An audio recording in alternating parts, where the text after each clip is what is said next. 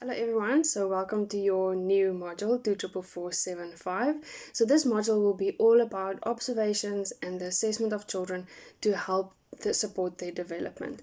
So the module further on will also highlight the importance of recording these assessments and observations, and also the different tools and the instruments that ECD practitioners can use to record their observations.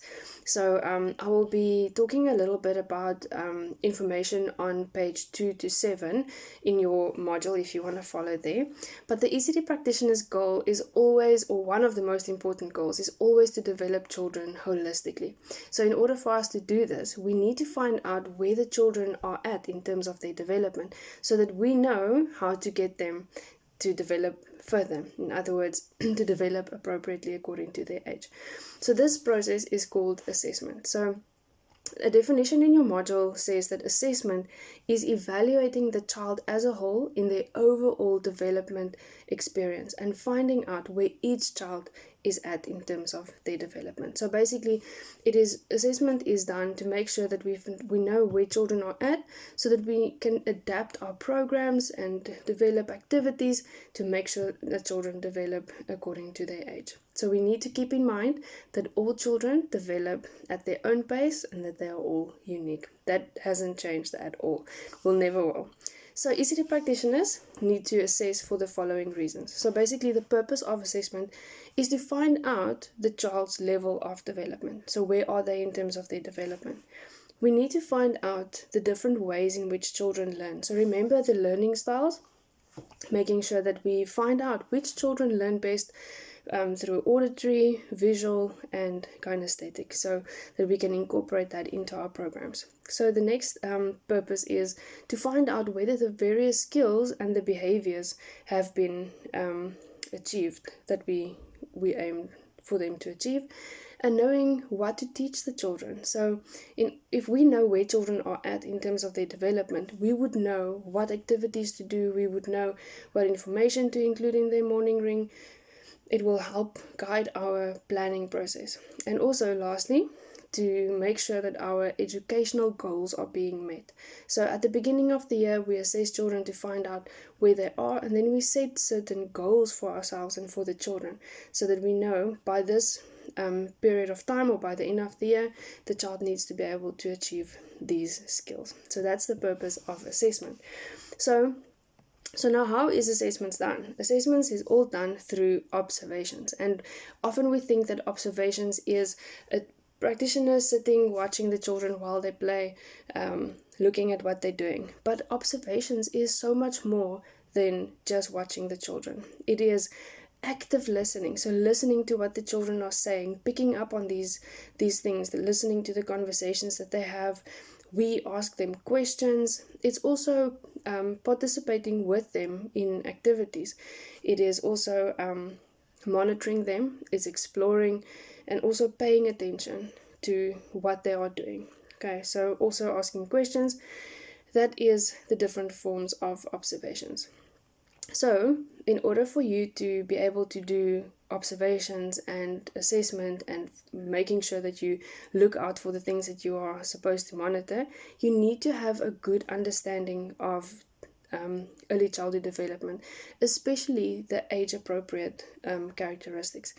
So very, very important. If you are not sure where to find all of that information, please let us know so that we can help you. The next thing is, why do we then observe children? So we've looked at the purpose of assessment, so now we are looking at the purpose of observation. We need to gather information so that we can ensure that the children progress in terms of their development. So another reason for observation is to identify progress. In other words, to check whether the children is developing according to the goals that we have set, or if they are developing according to their age group. Another reason for observations is also for us to provide feedback. So we need to be able to provide feedback to parents, to the principal, to our colleagues, and sometimes to specialists. So that's another reason for observations, and also to develop yourself as a professional, as an ECD practitioner and as a professional, because we cannot continue with work in our classrooms that's not helping the children develop. So we need to constantly reflect and say, what I've seen today, the children doing the activity, was this activity working? Did it achieve the purpose that I set it out to achieve? So for you as a professional as well. So observations and assessments is always purposeful. We don't just assess. We don't just observe for no reason. There's always a purpose behind observations, and that's where the different domains of development comes in. So we need to make sure that we plan observations or assessment for physical development, for cognitive development, for language, for social emotional, for play development, etc. So there's always a reason for why we observe, and we always need to make sure that we plan that well. Okay, so a good assessor, in other words the person, is someone who is approachable. In other words, children need to be able to feel comfortable with the assessor in order to give true and meaningful information. So the person also needs to be reliable and fair.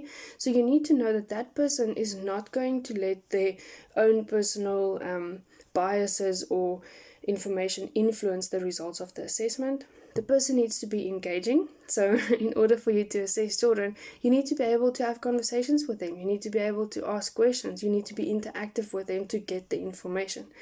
That person also needs to be adaptive. So say for example, today you've planned, I'm going to do a full physical gross motor observation today in terms of the children. So you were planning this whole obstacle course outside, and then suddenly it starts raining. So now you can't do your assessment outside. What is it that you are going to do now? Because the assessment needs to be done. How are you going to adapt to the situation? Okay, the person needs to be friendly. So again, the person needs to be friendly and welcoming, and the children needs to enjoy being around that person. So that's an assessor. So what is a good assessment? So a good assessment needs to be fair. In other words, all children need to be assessed the same, and they also need to be able to be provided with the same opportunities. Okay. The next thing that makes an assessment good is it is reliable. In other words, if you do the test today and you do it later today, the results must be the same. So another thing is also valid. In other words, you need to make sure that you assess the correct information. If you want to assess the children's pencil grip, it doesn't help to let them run around outside, because that's not going to allow you to assess what you need to assess. Okay, so the next one is sufficient. In other words, you need to have enough information to make an assessment. You can't just decide that the child is not physically developing because they can't jump. But what about running and skipping and all of that information? So make sure that you do a sufficient assessment by gathering enough information. And then the last thing, it needs to be authentic. In other words, it needs to be the child's own work. It can't be the practitioner helping the child to do certain things, because then the assessment is not real and authentic. So I want to end this video off by reminding you to please pay attention to your biases. In other words, the stereotypes that we often have, or the categories that we often place people in, and say we treat people differently based on their gender or their race or their culture or their background. And that's something we need to be very aware of, because these biases can affect the way we assess, and that is not part of being a good assessor. So be aware of your biases, read through that section in your module, and let me know if you have any more questions.